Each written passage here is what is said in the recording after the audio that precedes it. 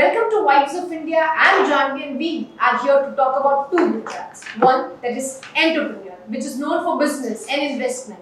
And there is other, which strives for 2 meals a day. Prices are rising. Lemon, CNG, petrol, diesel. We see a rise in inflation in the past few months. And today, we are sitting with spokesperson of BJP, Congress and AAP to discuss about price rise in Gujarat. Today, we have with us Shraddha Rajput from BJP. We have Gauri Desai from AAP and Manish Doshi from Congress. Welcome to Vibes of India. Thank you. So today આજે આપણે વાત કરીએ price rise ની તો what do you think is the common notion કે અત્યારે price rise શું કામ છે? Then if you want to start. Janvi, જ્યારે પણ પ્રાઇસ રાઇઝની વાત થઈ છે ને ત્યારે મેં ઓલવેઝ જોયું છે કે બે કમ્પોનન્ટમાં જ્યારે પ્રાઇસ વધે ને ત્યારે ડિબેટ શરૂ થઈ જાય છે. એક તો પેટ્રોલ ડીઝલ એટલે કે ફ્યુલ અને ખાદ્ય તેલ એડિબલ ઓઇલ, આ બે વસ્તુ છે.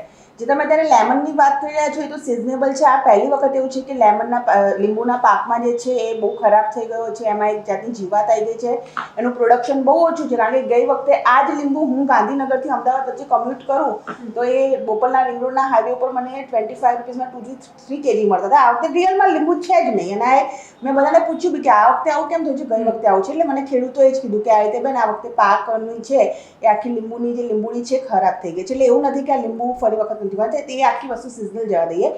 મેઇન હંમેશા રહ્યું છે કે જ્યારે પણ પેટ્રોલ, ડીઝલ અને ખાદ્ય તેલ આ 3 વસ્તુના ભાવ વધે છે એટલે મોંઘવારી વધે છે અને આપણે એના ઉપર ડિબેટ કરીએ છીએ અને કરવી જોઈએ. એના મૂળમાં જ્યારે જાણવી જઈએ તો આપણે બધાને ખબર છે કે પેટ્રોલ, ડીઝલ ઉપર આપણે નિર્ભિત છીએ બહારના દેશો ઉપર. ત્યાંથી આવે છે, ગલ્ફ કન્ટ્રીમાંથી આવે છે અને આપણે ત્યાંથી એને લાવવું પડે છે, આયાત કરવું પડે છે. આપણું કોઈ નિકાસ નથી.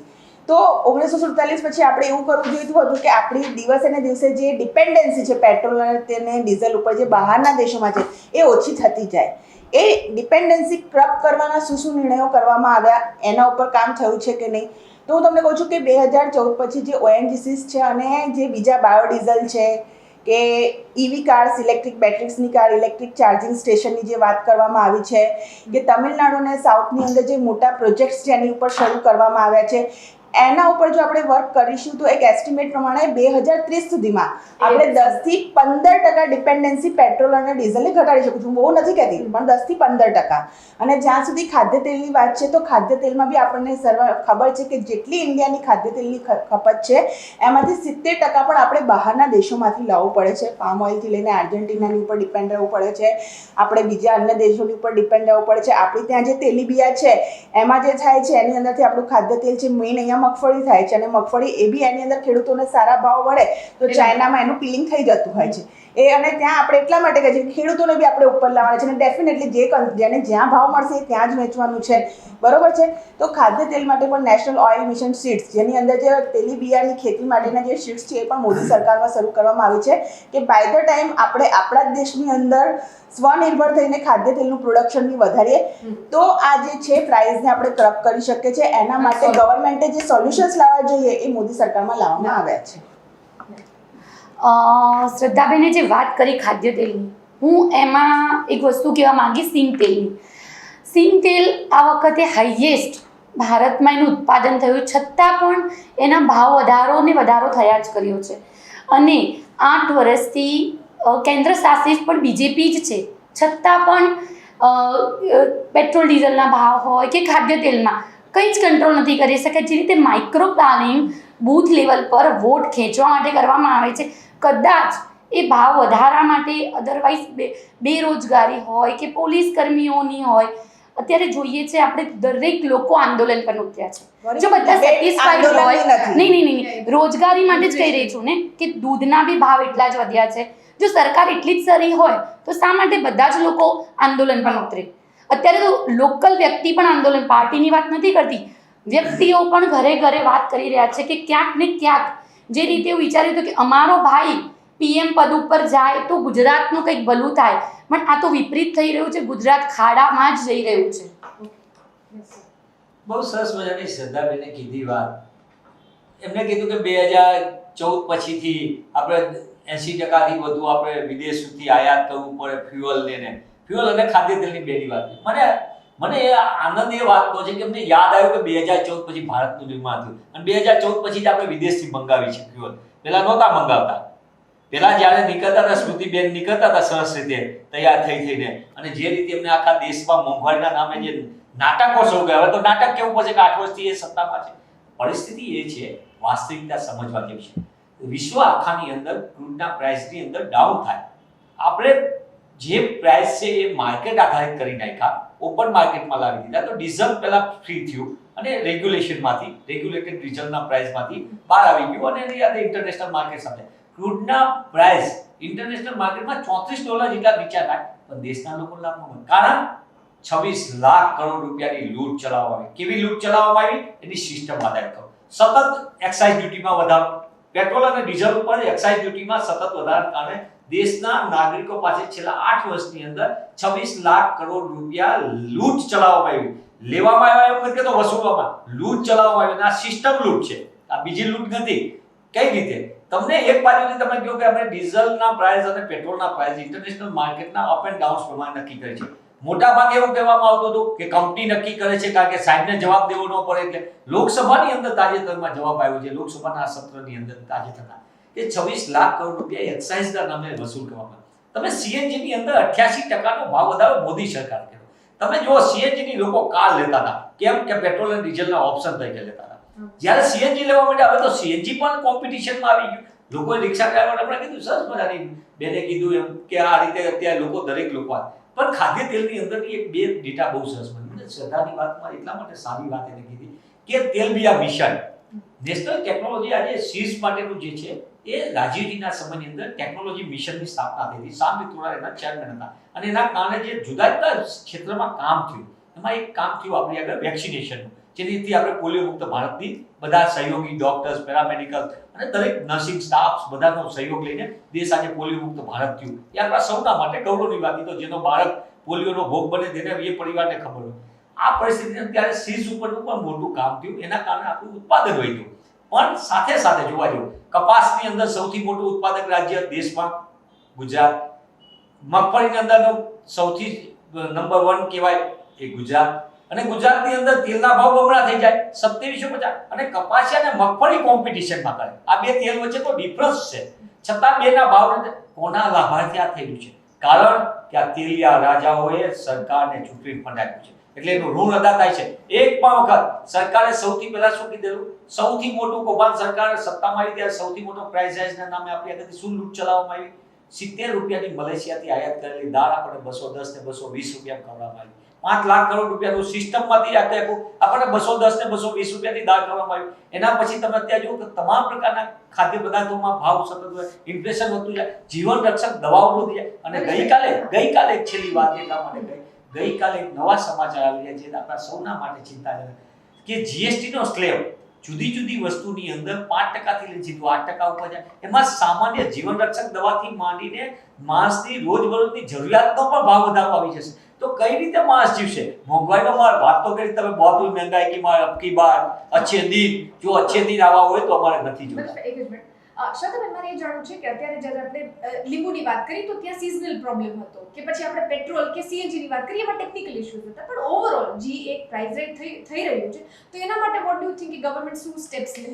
આજે જ તમે જુઓ તો જે થોક બજારની અંદર જે ખાવાના પ્રાઇસ છે એમાં ઘટાડો થયો છે. મેં અત્યારે સવારે જે જોયું છે ને મીડિયાના માધ્યમથી, ઇલેક્ટ્રોનિક મીડિયાના માધ્યમથી, ને હું થોક બજાર જોઈ રહી હતી ત્યારે જો આમાં મારા પહેલાના જે પ્રવક્તા હમણાં કોંગ્રેસના મારા મોટા ભાઈ બોલી ગયા ને કે આ થયું છે ને પેલું થયું છે, હું ખાલી એટલું કહેવા માંગુ છું કે મેં મારા વક્તવ્યમાં કીધું છે કે 1947માં દેશ આઝાદ થઈ ગયો. દેશનું નિર્માણ તો સનાતન કાળથી થઈ રહ્યું છે. મેં એવું નથી કીધું કે 2014 પછી, પણ જાનવીબેન 1947 થી લઈને 2014 વચ્ચે જે ડિપેન્ડન્સી ઘટાડવાની હતી ત્યારે ખબર જ હતી કે આપણે 80% 85% ડિપેન્ડન્ટ છીએ જ.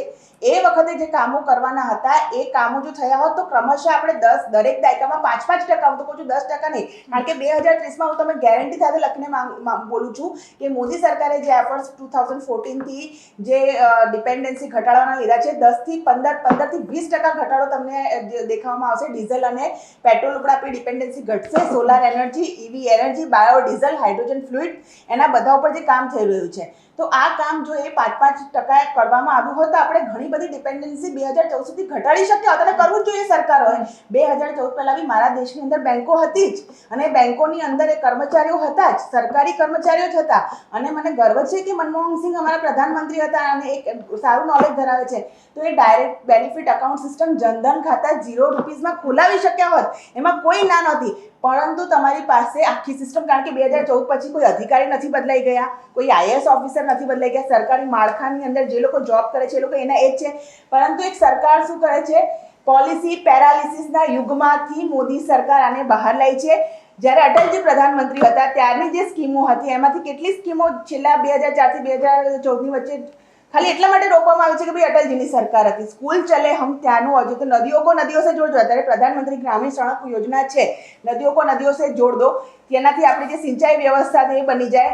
સડકોનું જે નિર્માણ કરવામાં આવ્યું છે, ડીબીટી એકાઉન્ટ છે, જનધન ખાતા છે, ખોલીને 7.5 કરોડ, આ ડેટા કહે છે, હું નથી કહેતી, 7.5 કરોડ બીપીએલ પરિવાર છે આખા ભારતમાંથી અબોવ પોવર્ટી લાઇનની અંદર આવ્યા છે.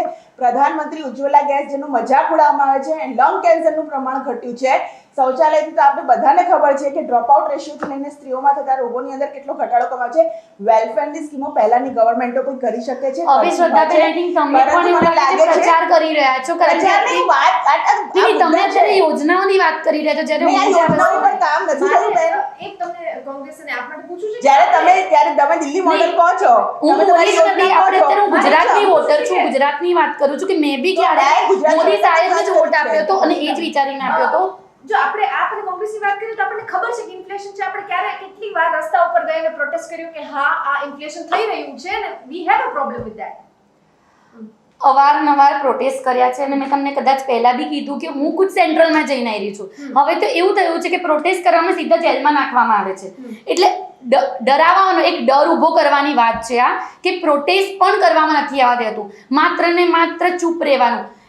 મોં પર પટ્ટી બાંધીને બી બહેનોએ પ્રોટેસ્ટ કર્યું, છતાં પણ એને ડિટેન કરવામાં આવ્યા. એટલે પરમિશન નહીં આપવાની, જો પરમિશન વગર કરીએ તો સીધું જેલનું દરવાજો ખોલી દેવામાં આવે છે. હા મનીષભાઈ, સૌથી મોટી શ્રદ્ધાબેન ક્યાંથી આંકડા લાવ્યા ખબર નહીં, પણ એક સરસ મજાનો હોલસેલ પ્રાઇસ ઇન્ડેક્સ WPI એક આવે એવું મને કોકે કીધું છે, બરાબર છે, એ ગૂગલમાં સર્ચ કરો તો ઓફિશિયલ આવે. એ હોલસેલ પ્રાઇસ ઇન્ડેક્સ ફેબ્રુઆરી મહિનામાં 13.11% હતું, એ વધીને અત્યારે આપણે 14.55% થયું. 2021માં 7.89%. એટલે કેટલું ઇન્ફ્લેશન વધ્યું છે આ જથ્થાબંધ હોલસેલ પ્રાઇસ ઇન્ડેક્સ એટલે જથ્થાબંધ ભાવ. નદી જોડવાની વાત એટલે સરસ મજા કે એની પહેલા એક પ્રાઇસ રાઇઝ ઉપર જ કીધું. બીજી વાત તમને બહુ બધી કરી યોદ્ધાઓ સાહેબ બહુ કામ કરે, 18 કલાક કામ કરે એટલે ગેસનો બાટલો 414 રૂપિયા 1000 રૂપિયા થઈ ગયો. 400 રૂપિયા આપો ભાઈ. નહીં તમે 414 પ્લીઝ. 414 રૂપિયાનો બાટલો 2014 ની ઓફિશિયલ સત્તાવાર તમે યાદી જોઈ શકો. અને એની સામે ત્યાં 1000 રૂપિયાનો આપણને સાહેબે સરસ ભેટ આપી દીધી. સાહેબ 18 કલાક કામ કરે અને ઘણા કે છે સાહેબ હવે 24 કલાક કામ કરવાનું. એટલે બધા બહેનોને બીક લાગે, મારી મદદની લાગે ને મારી સિસ્ટરને લાગે. બીજું એમને એક સરસ મજાનો ડેટા બોલ્યો, એટલે ખોટી વાત એટલા માટે કહી શકાય કે એ વાતનું સત્ય કોઈ તથ્ય નથી. અત્યારે સત્તાવાર રીતે 2 વર્ષની મહામારી પછી પણ દેશની અંદર લોકો ગરીબી રેખાની નીચે વધુ ધકેલાઈ રહ્યા છે. એ આખા વિશ્વના ઓલામાંથી બધી જગ્યાએ, એમાં ભારતની અંદર પણ મોટા પાયે લોકો ઘસાઈ રહ્યા છે. એમાં 2004 થી 14 સુધીની અંદર પાયાનું કામ થવાના કારણે 14 કરોડ લોકો ગરીબી રેખાની ઉપર ઉઠીને મધ્યમ વર્ગમાં રૂપાંતર થયા. એક જ મિનિટ પછી આપણે બીજી વાત એક સરસ મજાની નદી જોવાની. અમારા વખતે કે નદીની રિવર લિંકિંગ વાળી હોય, મને સરસ મજા આવે. પણ તમે તો નદી જ નથી રહેવા દીધી. તમે સાબરમતીની શું દશા કરી? તમે જે બોલ્યા યોદ્ધાઓ સાહેબના 18 કલાક કામની, તાપી ખલાસ કરી નાખી, તમે કેટલી પ્રદૂષિત કરી નાખી, વિશ્વામિત્ર કરી. બીજી વાત એમને જે સરસ મજાની કીધી એ વાત કીધી હતી કે મનમોહનસિંહજી વખતના અંદરના કામોની વાતની એમને સેજ વાત કરી, જનધનની. મને એમ લાગે છે કે ડાયરેક્ટ બેનિફિટ સ્કીમ જે હતી ઓફિશિયલ ટ્રાન્સફર કરવાની, ડાયરેક્ટ બેનિફિટ ટ્રાન્સફર વાળી, એ ચિદમ્બરમજીની સરકાર હતો ઓન રેકોર્ડ. એક મિનિટ બોલજો હતા. અને ડોક્ટર મનમોહનસિંહની રકમ વિશ્વમાં જ્યારે મંદી હતી, ઓબામાએ ઓફિશિયલ કોટ કરેલી, એની બુકમાં છે અને વિશ્વના ઓલા ઉપર અવેલેબલ છે કે 20,000 બેંકો બ્રાન્ચો દેશમાં ખુલી. જ્યારે વિશ્વમાં બેંકો બંધ થતી હતી ત્યારે ભારતની અંદર બેંકોનું એક્સપાન્શન થયું. અને છેલ્લી વાર એમણે આપણને કીધું કે ભાઈ આ બધી વસ્તુની અંદર આ બધી યોજનામાં સરસ મજાની વાત કે જો આઝાદી વખતથી એટલે આઝાદી એમને તો કાંઈ લેવા દેવા હતી નહીં એ વિચારધારાને આઝાદી આને પણ 1947 પછી જ્યારે દેશ આઝાદ થયો ત્યારે આપણી 20 કરોડની જનસંખ્યા હતી. દેશમાં આપણે આત્મનિર્ભર નહોતા. સાહેબને જે શબ્દ હમણાં નવો જેર્યો છે ત્યાં પણ વિશ્વમાંથી લાલ ઘઉં આવતા હતા, મજબૂરીમાં આપણે ખાવા પડ્યા હતા. બાપ દાદાને પૂછજો, અવેલેબલ છે દેશનો ઇતિહાસ. ત્યારે જે 20 કરોડ નાગરિકને ખાવા માટે અન્ન હતું, આજે 135 કરોડ લોકોને. અને સાહેબ સરસ હસતો ફોટો પડાવે છે ને, નહીં સાહેબ ફોટો પડાવે છે ને, સાહેબ ફોટો પડાવે છે જે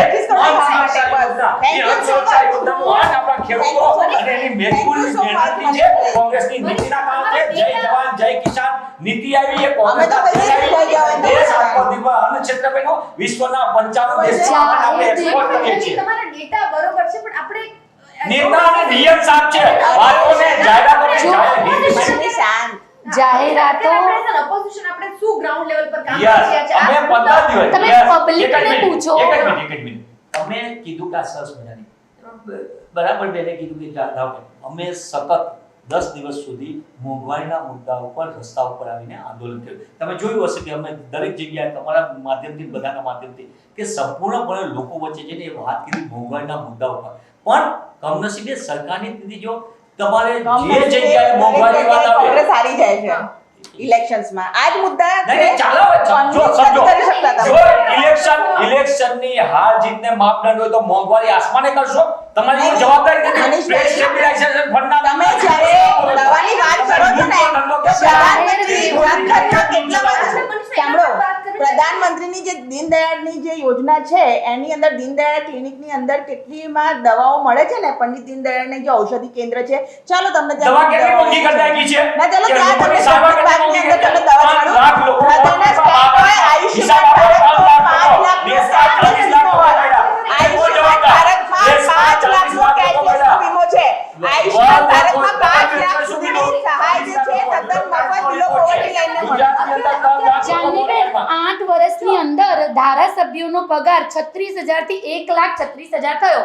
તમારો કે મારો, કદાચ હું જોબ કરતી હોત તો 8 વર્ષમાં આટલો લાખ ધારાસભ્ય કોંગ્રેસના બી છે ભાઈ. પીએમ સાહેબ બન્યા ને, બીજેપીના પીએમ બન્યા 8 વર્ષમાં તો. કોઈ દિવસ છોકરાની વાત આવે છે કાંઈ? એક્ઝેક્ટલી અત્યારે જે ભાવ વધારો થયો શું લાગે છે એનું ગુજરાત ઇલેક્શન્સ પર શું અસર થશે? કે લાગે છે કે એક પબ્લિકનું જે પરસેપ્શન છે એક પાર્ટી માટે ચેન્જ થશે? મેં કીધું ને કે હવે પબ્લિક જ આંદોલન કરવા ઉતરી છે. શા માટે ઉતરી છે? કારણ કે આ સરકારથી હવે એ બી ખુશ નથી.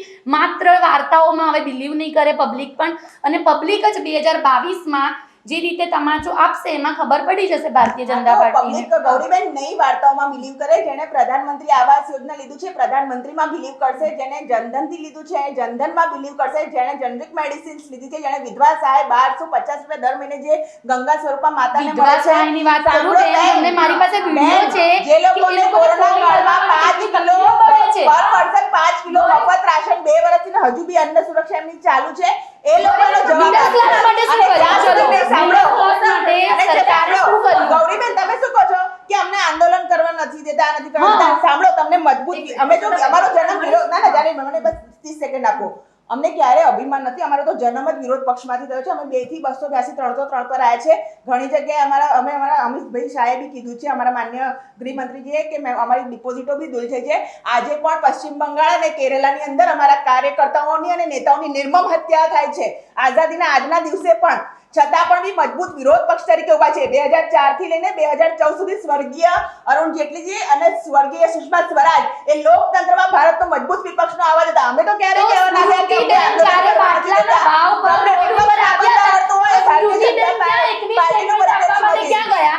તમે આ બધી જ વાત કરો છો તમારા ઇમરજન્સીમાં અમારા નેતાઓ પણ જેલની અંદર રહ્યા છે. મજબૂત અરે વિપક્ષ પણ રહ્યા છે સુધીબેન ભાઈ. ક્યાં ગયા જ્યારે એમને એટલો ઓછો ભાવ અરે આટલો ભાવ મજબૂત 400 વિપક્ષના વધારે લાગતો વિપક્ષના કાર્યકર્તા તો હતા. અત્યારે 1000 ની ઉપર બાટલો અરે ગયો સ્મૃતિ તો હવે છોડો. નથી લાગતો. એમણે એક હપ્તા ઉપર આપ્યા ત્યારે એમને ભાવ વધારો નથી લાગતો. ના, એમણે તો કોંગ્રેસના યુવરાજને જ ભગાડી દીધા અમેઠીથી વાયનાડ. તમે સ્મૃતિબેનને છોડો.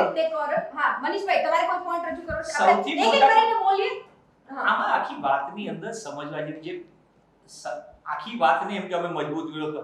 અરે ભાઈ તે આજે પણ અમે કહીએ છીએ કે કોંગ્રેસે લોકતાંત્રિક પ્રક્રિયાના કારણે કોઈને વિરોધીઓને એવી રીતે નથી કર્યા. રામલીલા મેદાનની અંદર કરતા હતા, તમે કોઈ બોલી પ્રક્રિયા નથી કરી. તમે આંદોલન કરતા હતા, શું કર્યું બધાને ખબર છે. ઈરાની કરતા હતા આંદોલન. અને આમ આદમી પાર્ટી આજે આંદોલન શું યુઝ કરે છે એ બી લોકોને ખબર છે. આજે મારી ખાલી વાત એટલી જ કહેવાની છે કે મોંઘવારીના મુદ્દાઓ એટલે જ પર દિલ્હીમાં શ્રદ્ધાબેન, સારી એક રીતે વખત જીતીએ છે. શ્રદ્ધાબેન, એક વખત ના લોકોમાં આપણા જો દિલ્હી નહીં, પડકે પાડ્યું છે દિલ્હીના- તમારા જ કાર્યકર્તા તમે તો કહો છો તમારા જ વિશ્વની તમારા જ સૌથી મોટી પાર્ટી છે, કાર્યકર્તા છતાં બી દિલ્હીમાં તમે- દંગા કરી રહ્યા છે શ્રદ્ધા, એ પણ વિદ્યાના માધ્યમથી છે. એટલું તો તમે એવું કહો એક વખત તો કે આ પ્રાઇસ રાઇઝ સૌને નડે છે, સૌની તકલીફ સાંભળો છે. મનીષ, આ એક મિનિટ હું કહું છું એવું પણ લાગે છે કે ક્યાંક કે વસ્તુઓ આખી વાતની જ્યારે અંદર- પાર્ટીની વાત કરીએ છીએ તો ઘણીવાર વસ્તુ કમ્યુનલ પર વધારે ધ્યાન આપવામાં આવે નહીં, એક મિનિટ જાણે, એક મિનિટ, એક મિનિટ, એક મિનિટ, શ્રદ્ધા, એક મિનિટ. કમ્યુનલ મિડલ ક્લાસનું તુષ્ટિકરણની રાજનીતિ તમે એમ રોજગાર રાખશો, તમારી આગળ કામની વાત કરશે. તમારી આગળ કામની વાત ક્યારે નહીં થાય? જાનવીબેન, ભારતીય જનતા પાર્ટીએ તુષ્ટિકરણની રાજનીતિ ક્યારેય નથી કરી. અમારો મૂળ મંત્ર સૌનો સાથ સૌનો વિકાસ, અને વિકાસ એ અમારો મેઇન પોલિટિકલ ડેવલપમેન્ટલ એજન્ડા છે. એટલે અમે ક્યારેય તુષ્ટિકરણ નહીં. જ્યારે પણ કોઈ યોજના બને છે તો કોઈ ધર્મ જ્ઞાતિ સમાજ નથી જોતી, એ બધા માટે વેલફેરની સ્કીમો એ રીતે જ બને છે. એ ઘરોની અંદર તમામ જાતિ ધર્મના લોકો રહે છે જે પ્રધાનમંત્રી આવાસ યોજનાઓ યોજનાઓમાં બને છે, બને છે. એટલે કેટલી- ક્યારેય અમે તુષ્ટિકરણની રાજનીતિ કરી કેટલી નથી. યોજનાઓમાં અમે ક્યારેય કેટલું કોઈ એવું થાય છે. યોજના થાય છે. હા, ગૌરીબેન, હા, બોલો. તેર લાખ જો કરોડનું યોજનાઓ હવામાન માત્ર જમીનનું કૌભાંડ પેપર પર હતું, બને ગવર્મેન્ટ જતી રહી છે છે. એ એક બતાવવામાં આવે છે કે અમે આ યોજના પાછળ આટલો ખર્ચ કરીશું. બીજી વખત તમે બીજા વર્ષે જુઓ એમાંથી કેટલું પાછું જાય છે ફંડ. ન એ બોલાય, બધા ન બોલાય. જાહેરાત નથી કરતા બેન. ગૌરીબેન, એટલે જાહેરાતો જાહેરાત માત્ર- નથી કરતા. 800 કરોડની અરવિંદ કેજરીવાલની જેમ જાહેરાત નથી કરતા પબ્લિકના પણ ટેક્સપેયરના એવી- પૈસા. તે અમે તો કામ કરીને બતાવ્યું છે. 800 કરોડની જાહેરાત. હા, તમને લાગે છે કે અત્યારે જે પ્રાઇસ રાઇઝની વાત થઈ રહી છે એની કારણે ઇવેન્ચ્યુઅલી કોંગ્રેસને કઈ ફાયદો થવાનો છે? જનતા કોંગ્રેસને વોટ આપવાની છે? ત્યારે આખી ઘટનાની અંદર આ ફાયદો નફો નુકસાન કરતા સામાન્ય માણસના બાળકોને પીવા માટે દૂધે ન મળે, સામાન્ય માણસના પરિવારને ખાદ્ય તેલ ન મળે, એના માટે જે રોજનું કમીને રોજ પોતાનું પરિવારનું પોષણ કરે છે એની તકલીફ છે. સતત આવક ઘટતી જાય છે, ખર્ચા બમણા થતા જાય છે, ખેડૂત પરેશાન છે, ખેડૂતના ખાતરના ભાવ સતત વધતા જાય, બધી વસ્તુના ભાવ વધતા, ખાદ્ય ડીઝલના ભાવ તો વધતા જાય. બી- એક મિનિટ, હું વચ્ચે નહીં બોલ્યો, બધા- આ ડેકોરમ હોવું જોઈએ. હું એક લિમિટ સુધી બધાની સાથે સાંભળું છું. બધા વાત એ છે કે બેઝિકલી એ પ્રકારની સંવેદનશીલતા છે. આપણે ભાષણમાં 2014માં બહુ કીધું અચ્છે દિન, લોકોને અહેસાસ પણ થવો જોઈએ એ વાતનો કે કેવા અચ્છે દિન. લોકોના અત્યારે કઈ પરિસ્થિતિ છે, 2 વર્ષની મહામારીના કારણે લોકોની આર્થિક રીતે તૂટી ગયા છે, અને વિશ્વ આખા મહામારીમાં ના નહીં પણ જે પરિસ્થિતિનું નિર્માણ થયું એની માટેનું પેચઅપ કરવા માટે, લોકોને રાહત આપવા માટેના, એ રાહત આપવા માટે ખાલી 5 કિલો અનાજ એ રાહત નથી, ખાલી પણ એ તમારે એને પાથ ઉપર લાવવા માટે એની માટેના બેઝિક જે સુધારા કરવા પડે. આજે ગુજરાતની અંદર નાના અને મધ્યમ વર્ગના, તમે નહીં, હું મારો નહીં, એનસીઆર એક મિનિટ જાણવી, એક મિનિટ વાત તો સાંભળો. એટલા માટે સારી વાત કહું છું કે જો ડિબેટમાં આવ્યો તો એ વાત સાચી જાય. એનસીઆરબીના ડેટા કહે છે કે લોકો વેપારી, નાના વેપારીઓ આત્મહત્યા કરે છે, ખેત મજદૂરો અને ખેડૂતો આત્મહત્યા કરતા હતા, એની સાથે વેપારીઓ, નાના વેપારીઓના ધંધા રોજગાર પરિભાગમાંથી સૌથી વધુ એનસીઆરબી નો ડેટા કહે છે. મારો ડેટા નથી, આ ભારત સરકારની એનસીઆરબી નો સત્તાવાર. પણ પરિસ્થિતિ એ છે ક્યારે પણ સરકારે એવું નથી કીધું કે ખાદ્ય તેલના ભાવ ઘટાડવા માટે અમે કાંઈક પ્રયત્ન કરીએ. હું એમ નથી કહેતો રાજકોટથી અંદર ને આખા સોમાના પ્રમુખોને એને કોઈ દિવસ બોલાવીને અન્ન નાગરિક પુરવઠા મંત્રી એમ કેમ નથી કહેતો કે ગુજરાતના સામાન્ય નાગરિકને રાહત થાય એ માટે હું 50 રૂપિયાની કોઈ વસ્તુ ઘટાડવા માટે નથી. ભાવ સતત વધી રહ્યા છે બજારની માર્કેટની અંદર, પણ પેટ્રોલ ડીઝલની અંદરની તમે એમ વાત કરો, એ ફ્યુઅલના પ્રાઇસ પૂરતી નથી વાત, સીએનજી ની ખાલી નથી. એનાથી જે કનેક્ટેડ ઇફેક્ટ આવે છે લોકોને, કાસ્કેડ ઇફેક્ટ, સળંગે લોકો સુધી દરેક વસ્તુમાં ભાવ વધારો આવ્યો છે. લોકોને જીવન રક્ષક દવાઓના ભાવ મોંઘા થાય, 800 દવાના ભાવ વધે. તમે સવારથી ટૂથબ્રશ કરો એનાથી લઈને તમારી ટૂથપેસ્ટ માંડી ડિટર્જન્ટ પાવડરના ભાવ વધી રહ્યા છે. લાગે છે કે કોંગ્રેસમાં ઘણીવાર ઇન્ટરનલ કોન્ફ્લિક્ટ્સ એટલા છે કે લોકોના જે મુદ્દાઓ છે બહાર નથી આવી રહ્યા. નહીં, અમે મુદ્દા આધારિત 2017 ની અંદર આ જ લોકો કહેતા હતા કે અમે 151 પ્લસ ની વાત કરતા હતા કે નર્વસ 90 માં 99 માં સમેટાઈ ગયા હતા. આ લોકો પછી પાછા પાડી ગયા. આજે પરિસ્થિતિ એવી થઈ ગઈ છે કે મુદ્દા આધારિત વાત કરી છે. મુદ્દા આધારિત વાત કરીને અમારું કેમ્પેન 2022 માં મુદ્દા આધારિત હશે. એમને ઉધરની જે વાત કરવી હોય, એમને ધ્રુવીકરણની રાજનીતિ કરવી કરે, એ ટેસ્ટિંગ કરી રહ્યા છે. અત્યારે ડિવિઝન ઓફ વોટની ધ્રુવીકરણની રાજનીતિ માટેના ટેસ્ટિંગ કરી રહ્યા છે કે જે જગ્યાએ એમનાથી શું થઈ શકે. પણ એક મૂળ મુદ્દાની વાત કહું, એમને લોકોને યોજના કરતા એમને બીજી બધી વસ્તુમાં એમની બીજી યોજનાઓ બહુ હોય છે. દેખાવની યોજના એક છે અને એમની પાછળની હિડન એજન્ડાની યોજનાઓ બીજી છે. દેશના સામાન્ય માણસને રાહત મળે એના માટેના 5 પગલાં કરી સર, એવું લાગે છે કે ઘણીવાર government allocates more funds to say making a temple or a statue than looking at people's problems. Janviben, વાત તમે જ્યારે ટેમ્પલ અને સ્ટેચ્યુઝ ની કહો તો એક આખો દેશ છે, અને આપણો દેશ નહીં, દરેક દેશનું એક કલ્ચર છે, અને દરેક દેશની અંદર એ લોકો પોતાની કલ્ચર છે ને પ્રિઝર્વ કરે છે અને કરવું જ જોઈએ. પોતાની સંસ્કૃતિ અને કલ્ચરને પ્રિઝર્વ ફોલો કરજો. પણ આની સામે સરકાર જો વેલફેરની સ્કીમો અને યોજનાઓ પર બિલકુલ ધ્યાન ના આપે તો ડેફિનેટલી આજે તમે સ્ટેચ્યુ ઓફ યુનિટીની વાત કરી, બરોબર છે? સ્ટેચ્યુ ઓફ યુનિટી બન્યું પછી વડોદરાની અંદર જ્યાં આ statue of unity Kevadia colony ખાતે બન્યું છે તે આખો બેલ્ટ છે એ આદિવાસી બેલ્ટ છે. આજે તમે ત્યાં જાઓ ને તો આપણને જે ગાઈડ મળે છે ને, તો હું એમને પૂછું છું, મેં ગાઈડ જે હાયર કર્યો એને પૈસા આપ્યા, આઈ શુડ નોટ સે કે મારે એને ગાઈડને કેટલી વસ્તુ કરે, પણ એ ગાઈડ પોતે આદિવાસી સમાજના છે, ત્યાંની દીકરીઓ આદિવાસી સમાજની છે. ને જ્યારે અમે એમને પૂછીએ છીએ ને કે તમને અહીંયા સ્ટેચ્યુ આપવાથી શું ફાયદો મળ્યો, કે એક તો આખી દુનિયા અહીંયા ટુરિઝમ માટે આવે છે. જ્યારે ટુરિઝમ માટે આવે છે તો જ્યાં મનીષભાઈ કીધું કે ઇફેક્ટ્સ આવે છે કાસા કાર્ડ જેવી, તો હું તમને એ જ કહું છું, ટુરિઝમ માટે આવે છે ત્યારે હોસ્પિટાલિટી ઇન્ડસ્ટ્રીઝની અંદર એમને નથી ચાલતી. એની અંદર જે શેફ આવે છે, જે ખાવા પીવા બનાવવાનું છે, જે એના કન્સ્ટ્રક્શન જ્યારે થાય છે, જે એનું રિયલ એસ્ટેટનું કન્સ્ટ્રક્શન થાય છે, એની અંદર કેટલા લેબર ફોર્સ રોકાય છે, એના માટે કેટલા એન્જિનિયરની ઉપર કેટલી મેનેજમેન્ટ, એ આખું વર્ક, પછી એ બધી વસ્તુઓ ચલાવવા માટે કેટલા યુનિટ્સ ત્યાં આવે છે. અને સૌથી વધારે જે રોજગાર છે ત્યાંના ક્ષેત્રોમાં થાય છે. 19 ડ્રીમ પ્રોજેક્ટ્સ ત્યાં તૈયાર થઈ રહ્યા છે. ત્યાં તમારી સંસ્કૃતિ, આદિવાસીના જે જંગલો છે એમાંથી કઈ કઈ દવા બને છે, હની છે, ઝૂ છે, એ બધું ત્યાં આવ્યું છે. લોકો પ્રવાસનની અંદર ફક્ત આખા ભારતમાંથી નહીં, તમે એના ડેટા ઉપાડીને જોઈ લો કે આખા વિશ્વમાંથી આવે છે. આપણું ગૌરવ છે. અને કોઈ પણ દેશ માટે એક મેડિકલ ટુરિઝમ બી છે, જેમ અમદાવાદ, ગુજરાત, એની અંદર આ હોસ્પિટાલિટી ટુરિઝમ બી આપણે અત્યારે કદાચ છે ને ભાવ વધારાની વાત પર બરોબર છે. એટલે તમે કશું તમારા દેશની અંદર એવું ના બનાવો કે વિશ્વ તમને જોવા આવે છે, પૈસા કમાણી થાય છે. ત્યાંના આસપાસના લોકોમાં જમીનનો ભાવ તમે જો નહીં શ્રદ્ધાબેન ને આપણે ગૌરીબેન મારું નામ છે. મારે તમને પૂછવું છે કે અત્યારે જો લોકોને બીજેપી પાર્ટીથી problem on you to price rise અને બાજુ જો આપણે કહી શકીએ કે Congress is not strong opposition, what do you think is AAP's take on this? આપે હંમેશા સ્ટેન્ડ લીધું છે પબ્લિકની વચ્ચે જઈને, અને પબ્લિક પોલ અત્યારે જનસંવાદ બી ચાલી રહ્યો છે કે અમે એકલું ભાષણ આપવામાં બિલીવ નથી કરતા, અમે લોકોના પ્રશ્નોને જાણીએ છીએ અને અમે એમને કમિટમેન્ટ આપીએ છીએ કે એકચ્યુઅલી અમે જે કહીએ છીએ એ જ કરીએ છીએ. પંજાબમાં બી ભગવત માનજીએ જે ચૂંટણી પહેલાં જે મુદ્દાઓ મૂક્યા હતા એ કર્યા છે.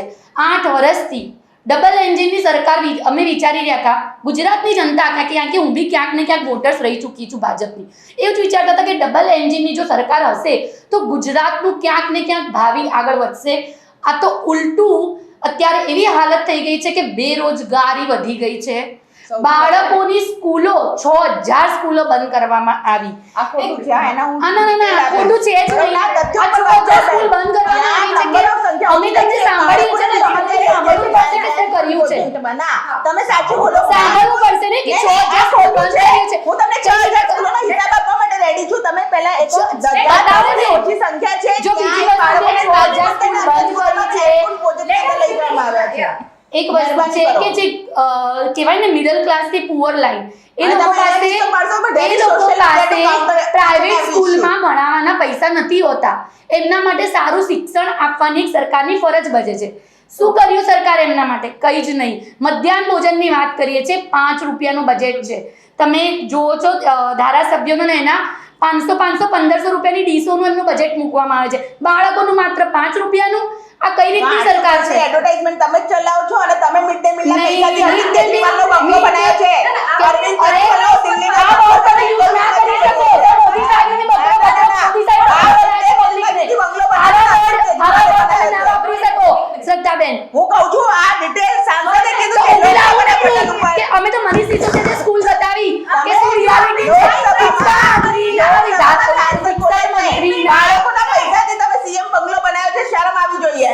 અરે સુરતમાં શું હાલત કરી છે? સુરતમાં મેયરે શું કર્યું છે?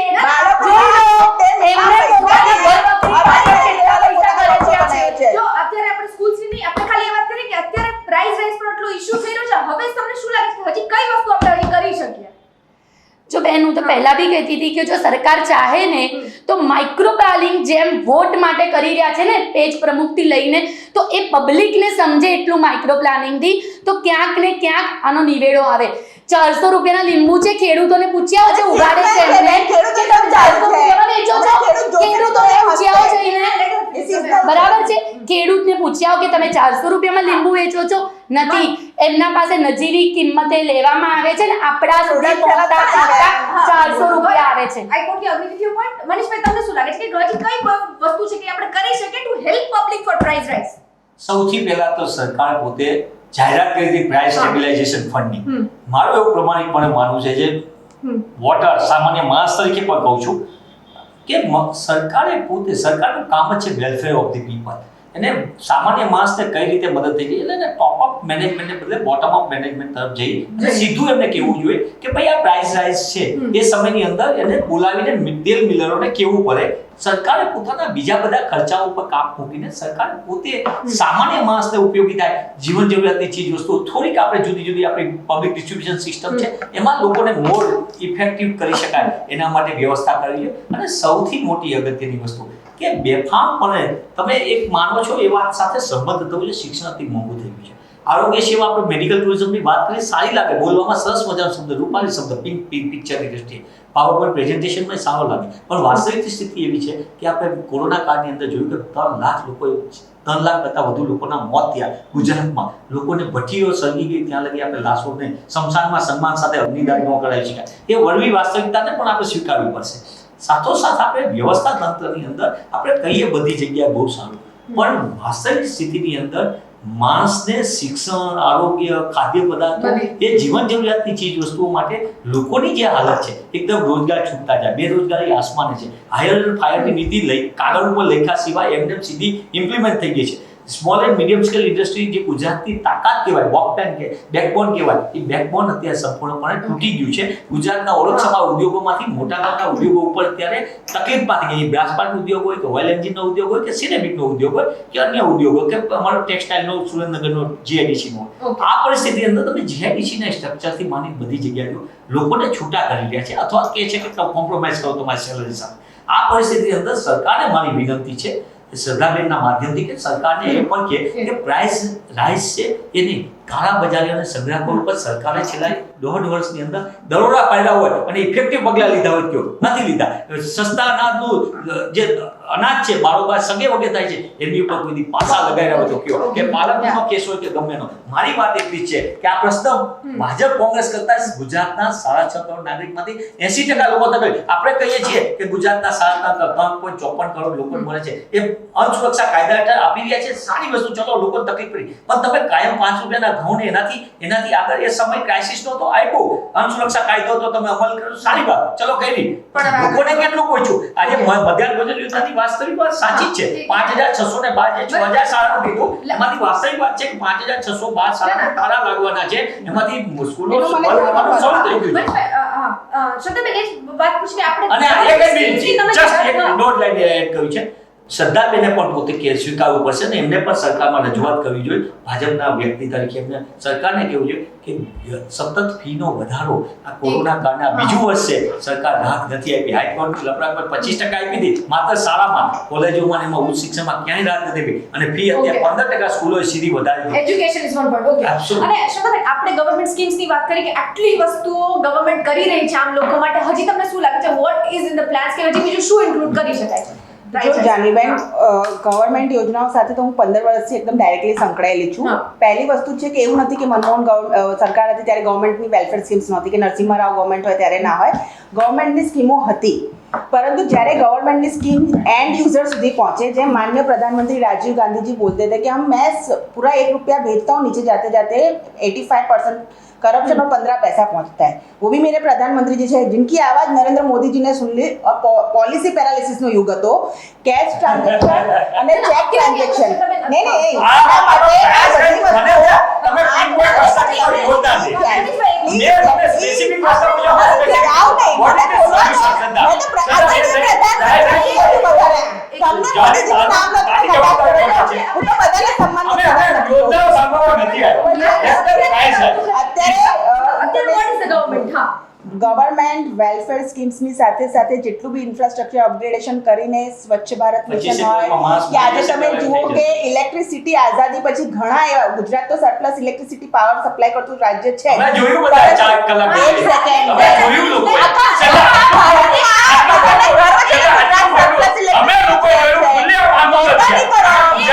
પ્લીઝ આવું ન હોય. ગુજરાત સરપ્લસ સપ્લાય કરે છે. આપણે અદાણી અંબાણી માટે ખરીદી જીવી છે એના માટે સામાન્ય સાંભળે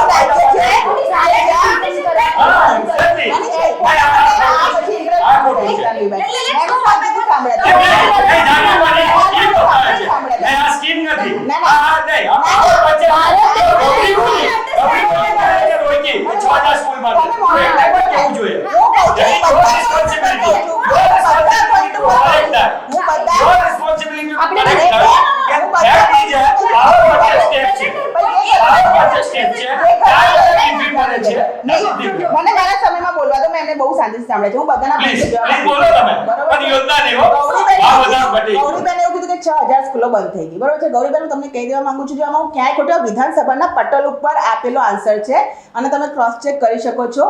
જ્યાં 10 થી ઓછા હોય ત્યાં આ પોલિસી છે ગવર્મેન્ટની કે આપણે સ્કૂલ બંધ કરી છે, પણ એ બાળકોને જાનવીબેન ગવર્મેન્ટ ટ્રાન્સપોર્ટેશનની સાથે નજીકની જે મોટી સ્કૂલ છે, જે જ્ઞાનકુંજ પ્રોજેક્ટ છે, જેની અંદર કમ્પ્યુટરાઇઝ સ્માર્ટ ક્લાસ છે, એની અંદર બાળકોને એજ્યુકેશન આપવામાં આવે છે. બીજી વાત, એનો જવાબ છે ને, આ ગુજરાતમાંથી ભણેલા ડોક્ટરો 2022માં સીએ એન્જિનિયર આર્ટ્સના સ્ટુડન્ટ્સને બધા જે ગુજરાતમાંથી શિક્ષણ લીધું છે ને, એ ગુજરાતની 6.5 કરોડના વિદ્યાર્થીઓ આપશે તમને 2022.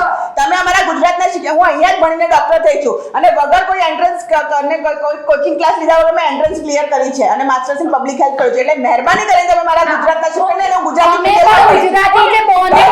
ગુજરાતના જ છે, પણ ગુજરાતમાં જે રીતે ચાલી રહ્યું છે આપણું પાકીટ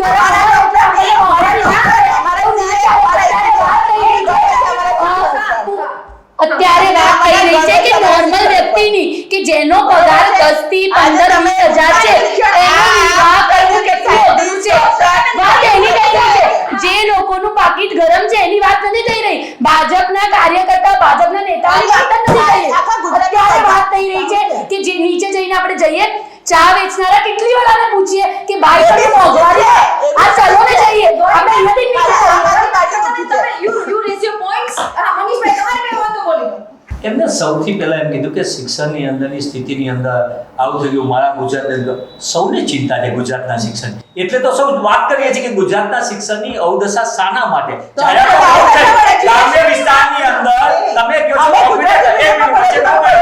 કોમ્પ્યુટર સ્કૂલની અંદર કોમ્પ્યુટર ભણાવનાર નથી યુપીએ સરકાર અને કોમ્પ્યુટરના શિક્ષકોને ભરતી નથી કરી સરકાર પોતે કહે છે આ પ્રકારની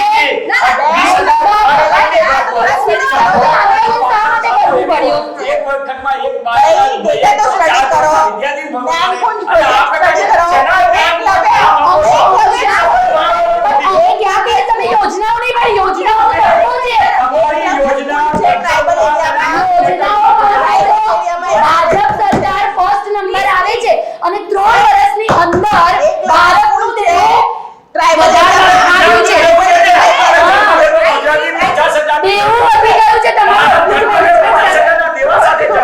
Yeah, I think we are digressing from the topic. I got your points and I think અને છતાં એમને પણ એમાં શબ્દાબેન નથી બોલ્યા I think યોજના આપી દીધી 25 વર્ષ પછી 200 ખાવા મળશે રાજસ્થાન અને છત્તીસગઢમાં તો 50,000 પેદા થાય છે. એમને એવું કીધું કે હવે 25 વર્ષ પછી 200 ખાવા મળશે રિયાલિટી એક જ છે કે મધ્યમ કે પુઅર લાઈન જે લોકો રહે છે ગરીબો એમના પાસે ખાવાની પણ તકલીફ છે.